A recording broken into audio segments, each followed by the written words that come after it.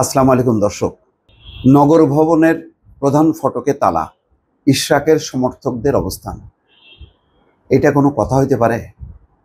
আজকে টানা এই 3-4 দিন বা 5 দিন চলছে। গুরুত্বপূর্ণ একটা বিষয়। মানে এখানে তো ইশরাকের সাথে না, এটা তো বিএনপির সাথে রীতিমতো টক্কর দেওয়া হচ্ছে। এটা কি উচিত হচ্ছে? কি সমস্যাটা এক্সপ্রেস করতেছে না সরকার, চুপ করে বসে আছে এবং সব কিছুতেই যখন নাকি একটা সংকট চূড়ান্ত রূপ ধারণ করে তখন এটা নিয়ে আলোচনা হয়, সংকটের শুরুতেই আলোচনা করা হয় না। এটা কি ধরনের আচরণ আমি পরিষ্কার না। এখানে সমস্যাটা কোথায়?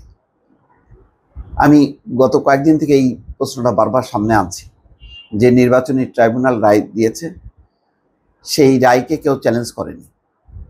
নির্বাচন কমিশন তার সময়সীমার মধ্যে গেজেট প্রকাশ করেছে। আনুষ্ঠানিকতা শুধু শপথ নেওয়া, সেই শপথ কেন নিচ্ছে না, কি কারণে? এখানে চট্টগ্রামে যদি ডাক্তার শাহাদাতকে যদি নেওয়া যায়, সে মেয়র হিসেবে অধিষ্ঠিত হয়েছে, এখানে সমস্যা হচ্ছে কেন? সেখানেও তো মানে আদালতের রায় অনুযায়ী সব কিছু হয়েছে। তো ঢাকায় সমস্যাটা কোথায়? মানে কার বাড়া ভাতে ছাই দেওয়া হচ্ছে? এই কথাগুলো কিন্তু এখন সামনে আসছে এবং এই ঘটনাগুলো যত সংকটের দিকে যাচ্ছে ততই কিন্তু অন্তর্বর্তী সরকারের সাথে বিএনপির দূরত্ব বাড়ছে, যেটা কোনোভাবেই কাঙ্ক্ষিত না, কিন্তু জিয়ে রাখা হচ্ছে। ধারাবাহিকভাবে এটা চলছে। মন্ত্রণালয় থেকে, সরকারের থেকে কোনো বক্তব্য বিবৃতি নেই যে তাহলে ভুলটা কে করলো? আদালত করলো? নির্বাচন কমিশন করলো? কে করলো? মুখে তালা দিয়ে চুপ করে বসে আছে।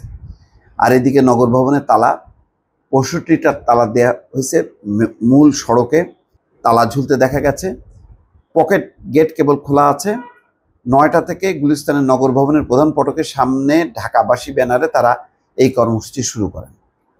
ইশরাকের সমর্থকরা নগর ভবনের সামনে রাস্তা বন্ধ করে বিক্ষোভ করছেন। কেবল বিক্ষোভকারীরাই ভেতরে আসা যাওয়া করতে পারছেন। এতে নগরের সেবা প্রদান কার্যক্রম ব্যাহত হচ্ছে। ঢাকা দক্ষিণ এত বড় একটা গুরুত্বপূর্ণ সিটি কর্পোরেশন, কত হাজার হাজার মানুষের কাজ প্রতিদিন, সেগুলো ব্যাহত হচ্ছে। কোনো ভ্রুক্ষেপ নেই, অন্তত মুখ খুলছে না।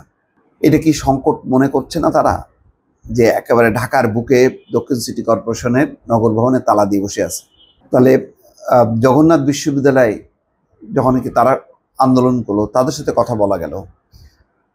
আওয়ামী লীগ নিষিদ্ধের দাবিতে যখন নাকি আন্দোলন হইলো, তাদের সঙ্গেও কথা বলা গেল, বা সেইটাকে গুরুত্ব বিবেচনা করে দ্রুত সিদ্ধান্ত নেওয়া গেল। আর এটা নেওয়া হচ্ছে না, কি কারণ? কার স্বার্থহানি হলো? আমি সেটাই বুঝে পারছি না। যে নগর ভবনের সামনে আইন শৃঙ্খলা রক্ষাকারী বাহিনী অবস্থান দেখা গেছে, এই আইন শৃঙ্খলা রক্ষাকারী বাহিনী কি করবে? কার বিপক্ষে অবস্থান নেবে?